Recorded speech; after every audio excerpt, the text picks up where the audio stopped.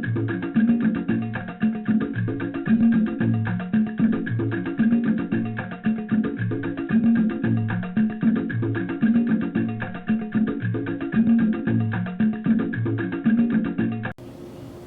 the one I'm talking about. But then I have to talk about some godchildren that they believe they got the right that once they have been scratched, we have to receive everything because we deserve it.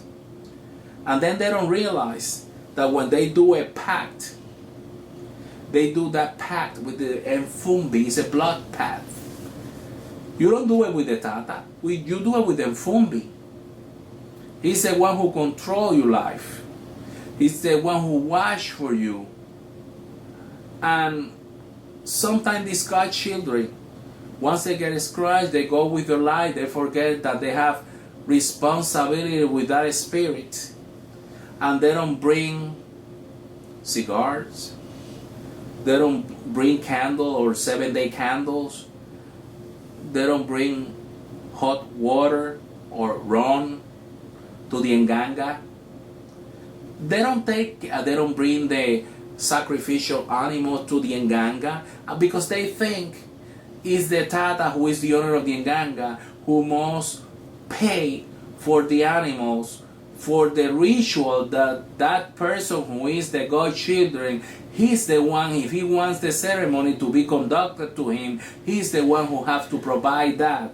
Besides the point, the way you treat that spirit, the same way that spirit is going to take care of you. So if you don't care about that spirit, don't you expect that spirit is going to care about you. Then with that person, another thing people they don't realize, that once you become an engayo, there are 3 different phases, 3 different levels in which this engayo must go. This engayo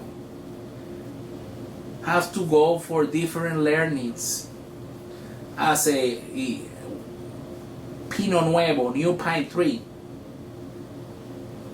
Then he has to go through the other process of being a Watoko. Then that person is going to be able to work with his lucero or her lucero. But the issue is that I hear about people that they claim they're tatas and they don't know how to work with their lucero. They don't know how to work with the nganga. In the old days, in order for you to be a tata in Kisi, it was not like our New Age time. In our New Age time, if you got the money, oh, don't worry. Give me the money, you're going to be tata in Kisi. So, and they don't teach you nothing. They give you the ceremony, the presentation, but that doesn't make you a tata in Kisi. That's just a simple ceremony. In the old days, to be a tata in Kisi, you have to go for a long training. Hard, tough, and you will be training alone with your tata. And it's not going to be the person or the godchildren who decide when he's ready or not. It will be the Mfumbi or the tata who decide the time which that godchildren is ready to pass to the other level. And once this has been accomplished, he will go for the ceremony of consecration, to be consecrated. And in this ceremony, there will be the tata and maybe some other tatas which gonna put these godchildren, his knowledge, they're gonna put it into a test. And if he passes all the requirements of that test, then he's gonna be recognized by all the elders that he's ready to go for the Tatenkisi ceremony. But if he doesn't pass, I don't care how much money he will have, he will not go to the Tatenkisi ceremony until he is ready. And that's how sad is it in our days. These have changed. And as you can see, money rules all evil. And you can see how today you got so many tatas that they don't know anything about Patipemba, they don't know anything about Lucero, they don't know anything about nothing. And the worst of all, they're being tata of internet books, ebooks, or books they buy on Botanical Religion supply store. And whatever they can get from the internet, and that's what made them tata. That's so a shame what is happening in our days. Something that I would like to make clear.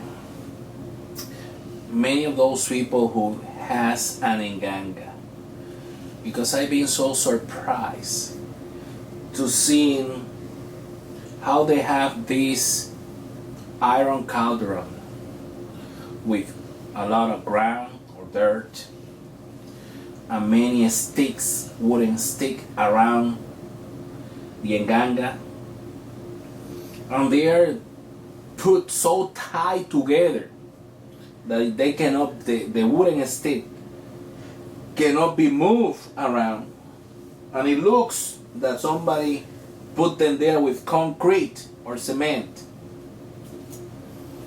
And when the Mfumbi is in that situation, under that pressure,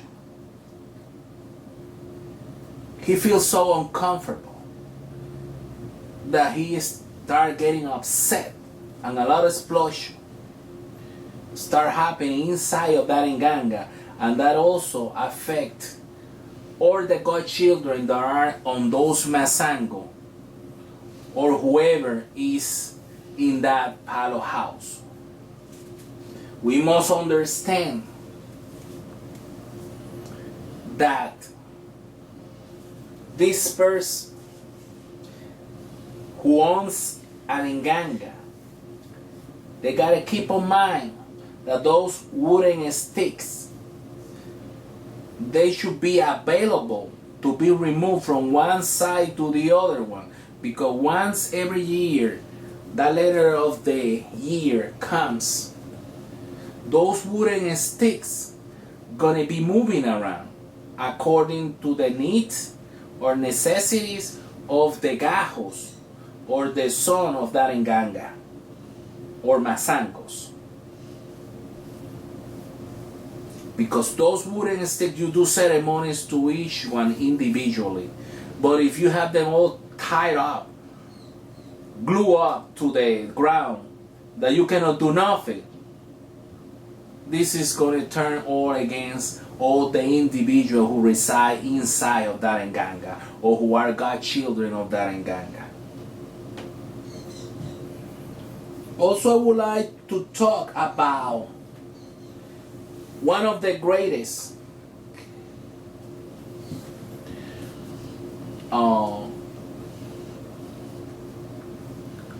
foolish, this Cuban, Segundo Ibanez, who came out with this great invention of what is called the jubilación in Spanish, or the retirement ceremony, by 1969. This supposedly Tata created this ceremony, and the elders of his time, they were not too happy with him, and in a way it happened to him. He was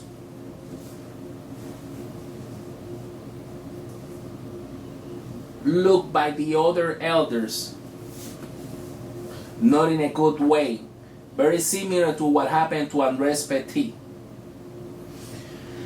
Unfortunately, what is happening nowadays is that since we practice a religion who is directed by the forces of Mother Nature, nothing that goes against the laws of Mother Nature should be tolerated in Palo Mayombe.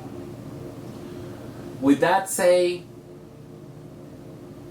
unfortunately this religion is most patriarchal and man religion in this way, and homosexual people are not allowed to be part of Palo Mayombe.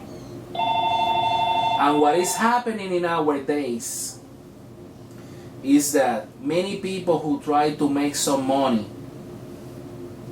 always find a way how to get advantage of other people. And they claim, oh, this retirement ceremony, the jubilación. Oh, if you are gay, well, don't worry, you don't have to be scratched. But what we could do, we could present you to the Nkimba, and then we can mark you down with that white chalk in the specific place where you shouldn't be cut. But since you are homosexual or gay, you cannot be cut in Palo. But this way you can get away with that. But you have to understand that the Spirit only recognizes the blood of those who have offered it as a blood pact with that Fumbi.